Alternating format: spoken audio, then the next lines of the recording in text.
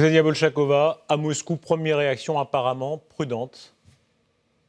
Oui, alors que tous les leaders occidentaux ont félicité le président ukrainien pour ses élections réussies démocratiques, eh bien, Vladimir Poutine, lui, n'a pas dit un seul mot. Silence au Kremlin. Les seules réactions officielles viennent du ministère des Affaires étrangères, le ministère qui salue prudemment l'arrivée au pouvoir des partisans de la paix. On nous dit également que Moscou reconnaîtra les résultats de cette élection, mais l'impression qui domine, c'est que les Russes, en somme, attendent de voir quelle coalition sera formée, quelle orientation politique sera choisie par ces nouvelles autorités pour vraiment dire ce qu'elles pensent de cette nouvelle situation.